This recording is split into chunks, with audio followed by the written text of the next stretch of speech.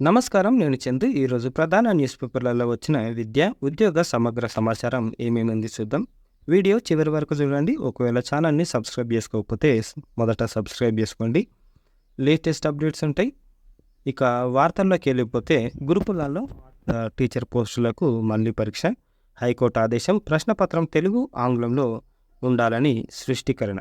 Only ఇంగ్లీష్ని పెట్టారంట.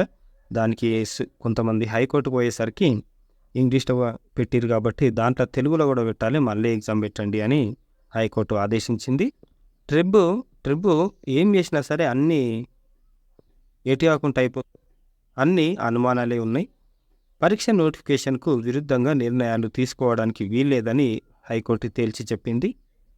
నోటిఫికేషన్లో మాత్రం ప్రశ్నపత్రం తెలుగు, ఇంగ్లీష్ మీడియంలో ఉంటుందని పేర్కొన్నప్పుడు తెలుగు, ఇంగ్లీష్లో ఉండాలి. బైలింగ్వల్ ఉంటే బాగుంటుంది. అట్లా కాకుండా వీళ్ళు ఇంగ్లీష్లోనే పెట్టి పరిశాన్ చేశారు.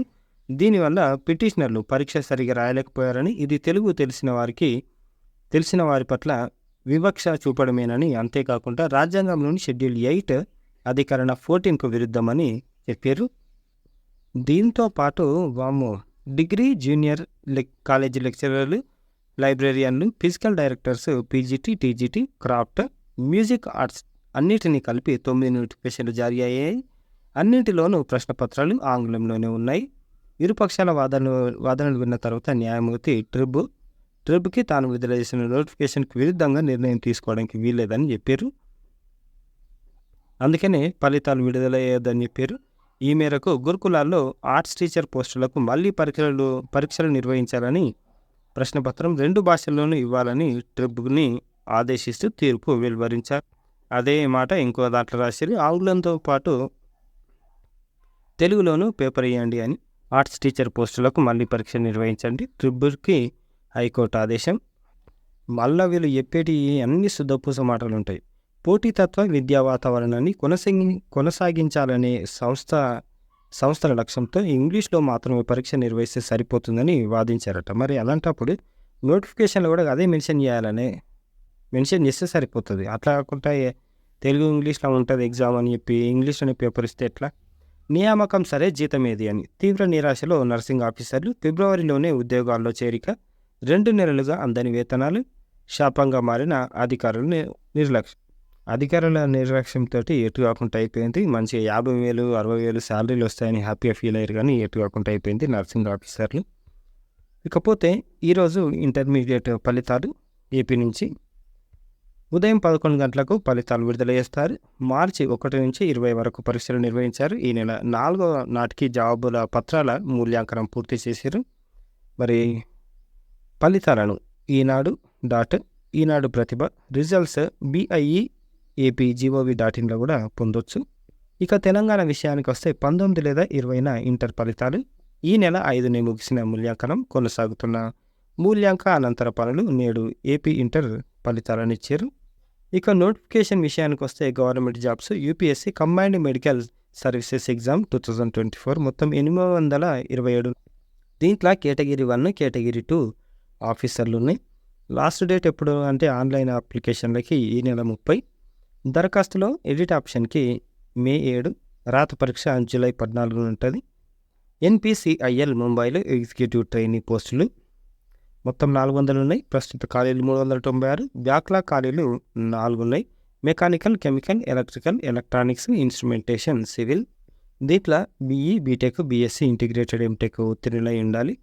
ఆన్లైన్ దరఖాస్తుకు చివరి తేదీ ఈ నెల 30. వెబ్సైట్ NPCIL కెరీర్స్, అందులో చూస్తే సరిపోతుంది.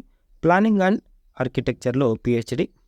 విజయవాడలోని ప్లానింగ్ అండ్ ఆర్కిటెక్చర్ PhD ప్రోగ్రాంలలో ప్రవేశానికి నోటిఫికేషన్ విడుదల చేసింది. మనకు అర్హతలు ఇట్లున్నాయి. గుర్తింపు పొందిన కాలేజీ నుంచి ప్రథమ శ్రేణిలో ఫస్ట్ క్లాస్లో PG architecture, urban designing, planning, building material, building engineering and management పూర్తి చేసి ఉండాలి. పూర్తి వివరాలకు వెబ్సైట్ చూడవచ్చు మీరు. ముఖ్య సమాచారం: దరఖాస్తు ఫీజు 3,000 అందరికీ. SC ST అభ్యర్థులకు 2,000. దరఖాస్తులు చేరేందుకు చివరి తేదీ మే 8. ఆఫ్లైన్ దరఖాస్తులు ఉన్నాయి. ఇది వెబ్సైట్. నిఫ్టెంలో ఎంటెక్, MBA, ఎంటెక్ దీనికి ఎంట్రన్స్ వివరాలు ఇట్లున్నాయి. ముఖ్య సమాచారం విషయానికి వస్తే హర్యానాలోని national institute of food technology entrepreneurs and management NIFTEM MTech MBA ప్రోగ్రాంలలో ప్రవేశానికి దరఖాస్తులు కోరుతుంది. సంస్థ నిర్వహించే ఎంట్రన్స్ టెస్ట్, నిర్దేశిత జాతీయ పరీక్ష స్కోరు, గ్రూప్ డిస్కషన్, పర్సనల్ ఇంటర్వ్యూల ద్వారా అడ్మిషన్లు ఇస్తారు. సంస్థ నిబంధనల ప్రకారం స్కాలర్షిప్ కూడా అందిస్తారు. ముఖ్య సమాచారం: దరఖాస్తు ఫీజు అందరికీ ₹1000, దివ్యాంగులు, ఎస్సీ ఎస్టీ అభ్యర్థులకు 500. ఆన్లైన్ దరఖాస్తుకి చివరి తేదీ May 15. GATE, CAT, MAT, MAT score ఆధారంగా మెరిట్ లిస్టు విడుదల చేస్తారు. ఎంటెక్లో మిగిలిన సీట్ల వివరాలు వెల్లడి జూన్ 7. Website niftemac.in. దీంట్లో చూడొచ్చు పూర్తి వివరాలు. ఎకనామిక్స్ స్టార్ట్స్ సర్వీసులో జూనియర్ టైమ్ స్కేల్ పోస్టుల భర్తీకి ఉద్దేశించిన Indian economic service Indian statistical service examination 2024 notification విడుదలైంది.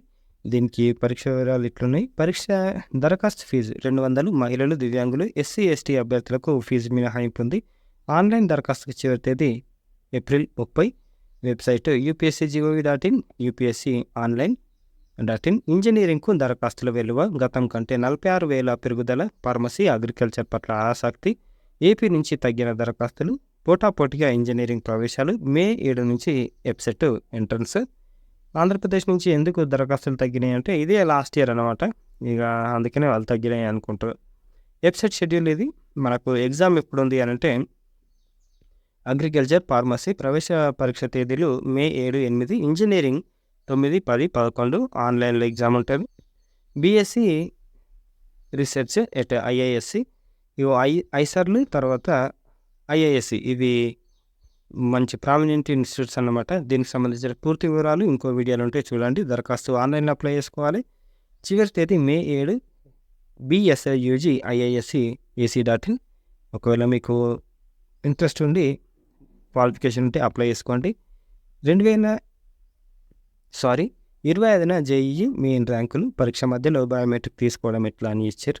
విడుదల తేదీని అధికారికంగా ప్రకటించిన ఎన్టీఏ తదనుగుణంగా అడ్వాన్స్డ్ దరఖాస్తుల ప్రక్రియలో మార్పు. ఈ నెల 21కి బదులు 27వ తేదీ నుంచి జేఈఈ అడ్వాన్స్డ్ అడ్మిషన్లు ఉంటాయి.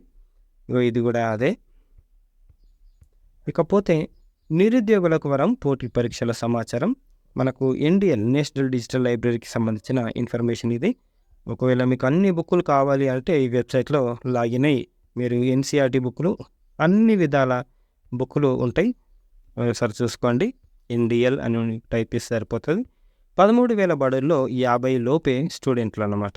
50 లోపు స్టూడెంట్స్ ఉన్నారు, 100 మంది స్టూడెంట్స్ ఉన్నారు. కాకపోతే దీంట్లో టీచర్లు ఒకళ్ళే ఇద్దరే ఉండేసరికి ఆ సబ్జెక్ట్స్ ఏమీ అయిపోతలేవు.